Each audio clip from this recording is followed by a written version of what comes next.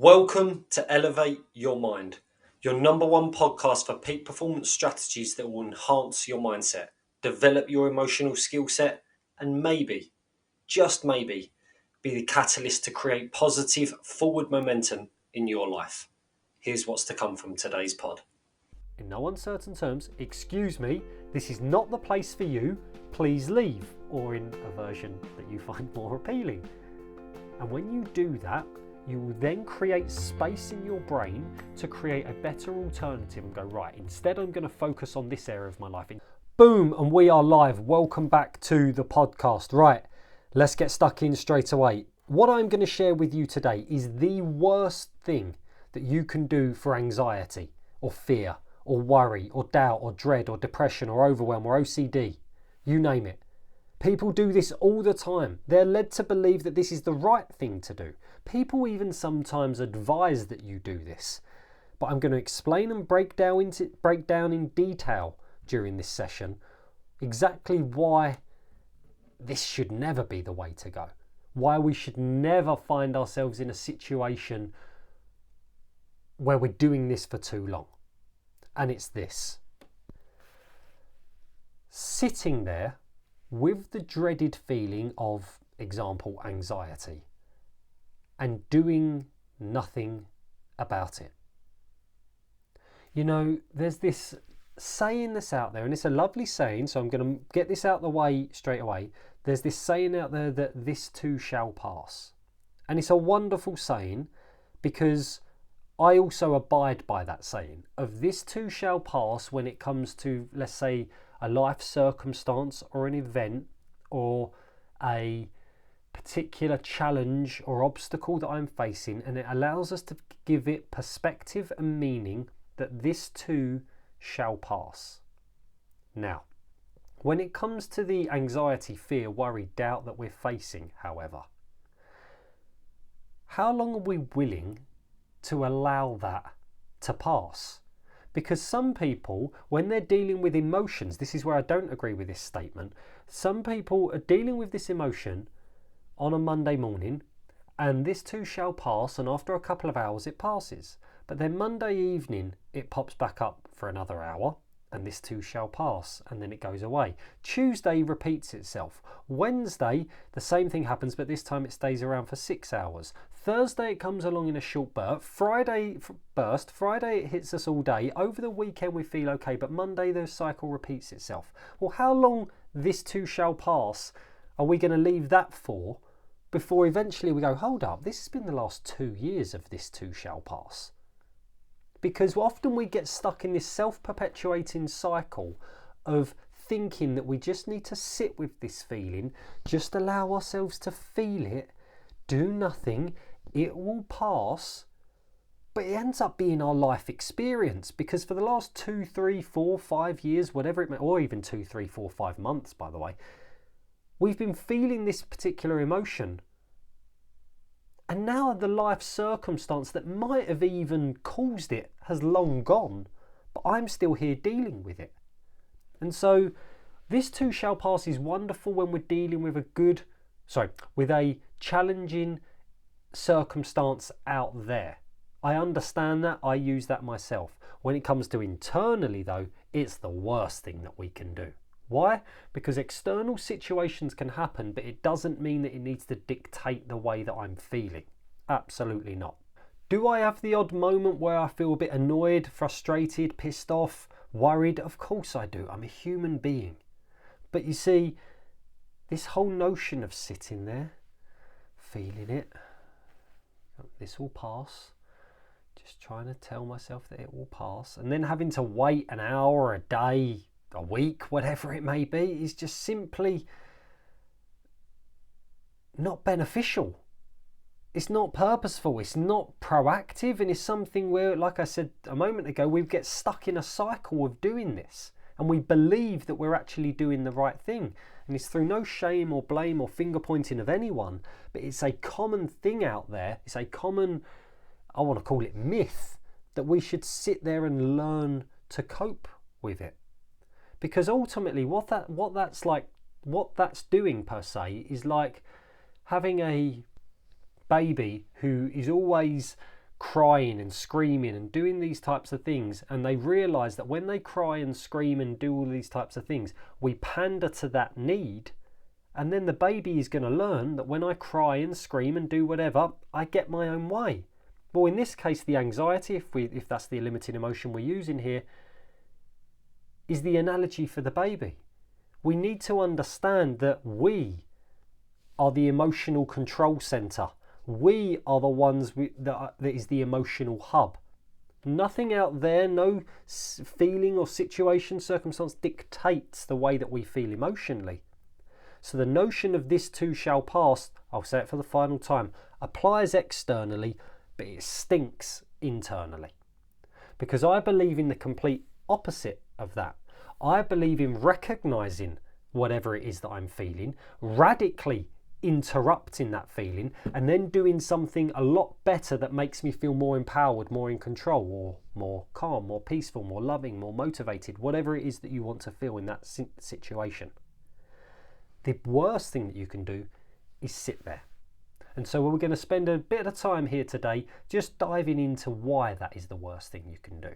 Because this also leads into the notion of what exposure therapy is. And many people have done exposure therapy, and many people have gone down the route of exposure therapy. And for some people, they get some benefits from it. But let me tell you a little bit of the science behind the scenes. If I am extremely worried, fearful, anxious about speaking on stage, let's say, exposure therapy would lead me to believe that, the more that I do it, and the more that I can cope with that, and the more that I, put myself in that situation, the more I'm going to become more accustomed to it.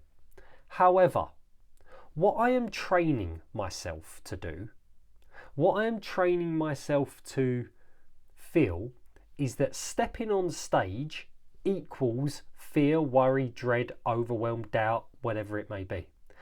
And that becomes a neurological pattern that becomes wired within us. The same way that the baby cries for attention, it becomes a neurological pattern wired within the baby that when I kick off, I get attention. When I step on stage, I feel anxious. When I leave the house, I feel anxious. This is why exposure therapy sometimes misses a trick with it.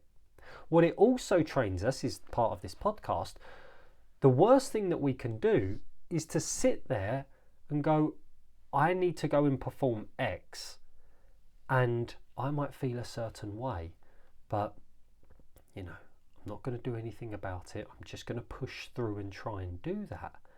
Because that's like trying to mentally push through something. Well, that's fine, but anxiety or whatever emotion it is, it's an emotional trait. It's deeper within us. So I can mentally push through as much as I want. It doesn't mean that emotionally I'm going to create a shift. And so when we sit there and do nothing, what we're essentially training ourselves to do is to say, and this is the neuroassociation behind all of this, is that when this feeling comes on, it then dictates how I operate. It then dictates the way in which I feel. Because whether I choose to step on stage or leave the house or drive the car, or I choose not to, ultimately what I'm saying is this trait has a valid, real place, voice within me that needs to be listened to, that needs to be heard, that needs to be understood, that needs to be validated. And I don't believe that to be the case. Anxiety, fear, worry, doubt, stress, overwhelm, it's not you.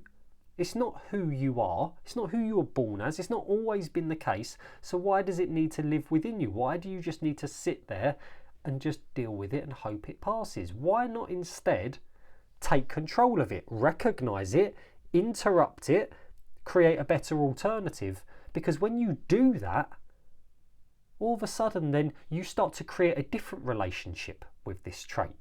The more that we welcome it, and I'm using welcome in a light term because it's not as if we invite it in, but we sit there and, we don't do anything about it. The more it learns that this is a hospitable environment for me. It is the worst thing that you can do. Let me give you another analogy so you can see this. Some of you listening to this, you live in a flat, or you live in an apartment, or you live in a house or a mansion, or wherever you live. Question: do you go out each day and leave your door wide open? Do you do that? Right. Why not? Because anyone could walk in.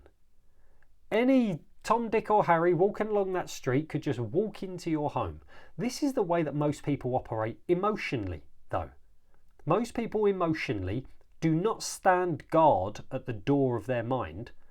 What most people do is they have an open door to their mind, and they allow any old thought, any old feeling, any old emotion to come into their home, waltz right in, walk past us, and we allow them to walk past us. They go upstairs, they get ourselves under our covers, and then they call down saying, well, they want a tea and toast, and we're like, oh, but I've been told I just need to, this will pass. They'll eventually, have their sleep, they'll eventually have their tea and toast, and then they'll leave. And we think that's a success. No, you wouldn't allow any unwanted lodger or any unwanted soul to walk into your home. So why do you allow it to happen in your mind and in your emotions? We must stand guard at the door of our mind and our emotions. This isn't I need to be on guard 24/7, but I'm going to keep saying these 3 steps so they really resonate with you in this particular episode. We must recognize who is at the door, recognize the pattern, interrupt them if not, no thank you, dismiss, question them, turn them away, and then create a better alternative. Put a lock on the door, close it, go about whatever it is that I wanted to do previously that's more empowering for myself in this house analogy. Because when we sit there and we go, oh, Matt, I've got someone upstairs and they're sleeping in my bed currently, but I know I've been told that this too shall pass. I know they'll get up and they'll leave. They always do at some point. I just don't know how long. You're not in control. You're not in control of your home. You're not in control of how many people are going to come into your home, or how many people are going to get into your bed, or how many people are going to have your tea and toast. You're not in control of none of that. So why would you accept it? Why would you set that as a standard? And why would you allow that to be a blueprint for how you should operate? Because then what's going to happen over time? Your home isn't going to feel like your home. Your home is going to feel like a hotel. Your home's going to feel like a hostel. Your home's going to feel like any old Tom, Dick and Harry comes around this house and they know they can take liberties. This is what happens in people's minds. This is what happens in people's emotions. Their own emotions, their own emotional home, their own mental home is not their own. It belongs to the ether. It belongs to the circumstance or the event or the person, or stepping on the stage or driving the car or stepping outside. And then they think that, oh God, no, this too shall pass, so let me just not do anything about it and wait. No, I'm in a constant reactive process that way. I'm in a constant reactive process to everything that happens out there. Instead, this is what I'm going to do. Instead, I'm going to put a bolt on my door.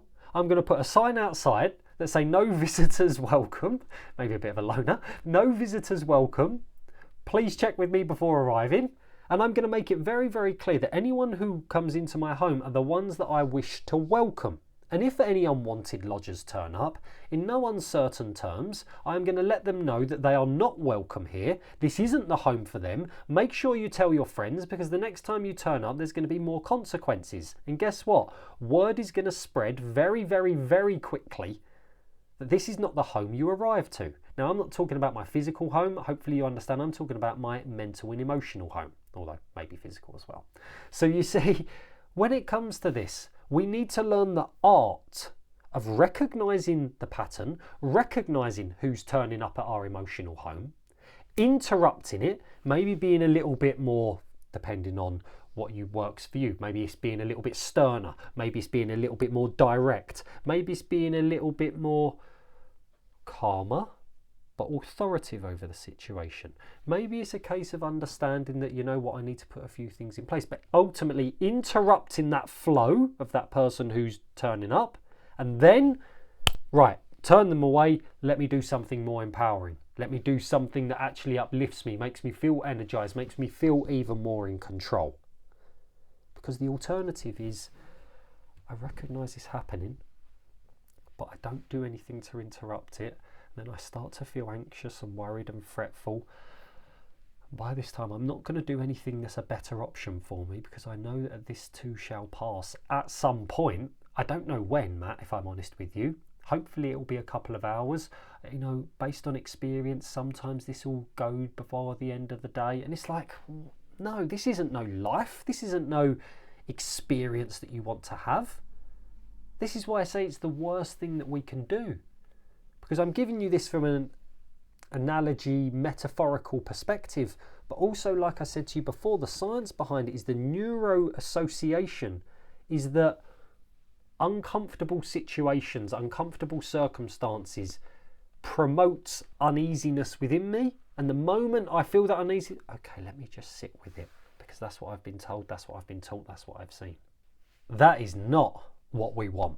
And not because I say so, not because I'm judge and juror, because I imagine that's why you're listening to my voice right now. That's why you've tuned in with me and you want to be a part of this particular podcast episode, is because there's a part of you that wants to know what is the worst thing that I can do for my anxiety so I can avoid doing it. What's the worst thing I can do for my overwhelming stress so I can avoid doing it? You see, ultimately this is about taking what I call control.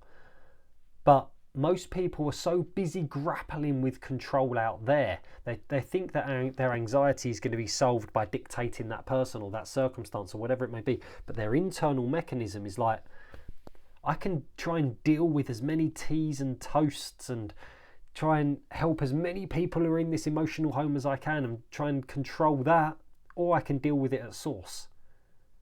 Dealing with it at source just goes, right, you know what? Whoever comes into my emotional home is because I've allowed them to. I've chose them to. Not because they've just waltzed in because there's a door open. You know, anyone can just walk in. And so the next time you find yourself in a situation where, you know, I'm just going to sit here and let it pass, I want you to think, would I allow this for my home? Would I allow this for my physical home? Because if you wouldn't allow it for your physical home, don't allow it for your emotional home. And what you can do instead is this process of what I call interrupting the pattern. Interrupting the pattern. And you see, when you interrupt any pattern in life, when you interrupt the pattern of, you know, a small baby who might be crying for attention, or when you interrupt the pattern of an emotional trait that is trying to infiltrate, or when you interrupt the pattern of someone who you feel like's being rude to you for whatever reason. In any of these analogies, there's 3 core things that need to be in place for you to effectively interrupt. Because if I go to that baby, come on little baby, would you like to stop? Would you like to stop crying and so I can give you attention in a better way? It's never going to get through to the baby. It's never going to get through. It's never going to get through to the emotional trait, and it's never going to get through to the rude person who might be talking to me in that way. The way that is, and this will be personal to how you choose to show these 3, is through an element of certainty, direction, and authority.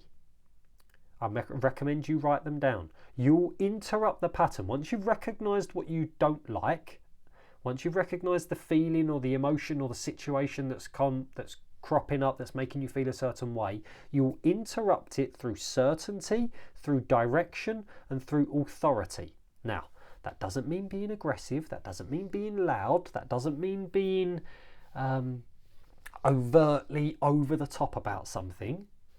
But when that's an energy, it's an energy that when you can be certain, directive and authoritative, the same way you would be if someone was to turn up at your physical home unannounced and tried to walk in and get in your bed and want for tea or toast, you'd be certain, directive and authoritative with them as to, in no uncertain terms, excuse me, this is not the place for you, please leave, or in a version that you find more appealing.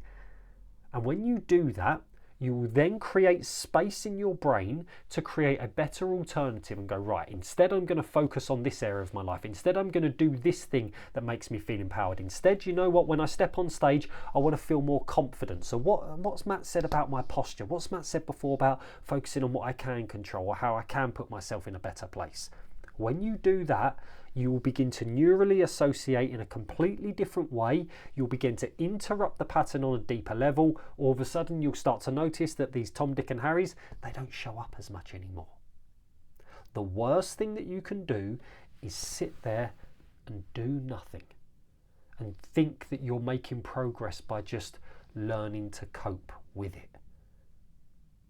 I can understand why potentially this might have been said in the past, because they think there's a certain mental understanding that we can mentally say, yeah, I can cope. But the emotional depth of it is that we are training this pattern to say, you know what, show up as much as you want and you'll be left unattended. Show up as much as you want and you'll be left unattended.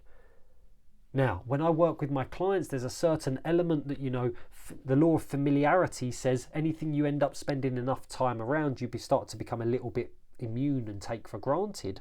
I understand that. But like with the practices that I do with my clients, I also show them how to radically interrupt a pattern. Why? Because when it comes to the way that we feel internally, this isn't something that's up for negotiation. And if you are willing to negotiate, then I hope you've got a good toaster. I hope you've got a lot of water in the kettle, because you'll be making a hell of a lot of it. Because believe you me, every situation, circumstance, person, event out there, they all want a slice of your emotions. They all want to waltz into your home and they all want a slice of your toast. So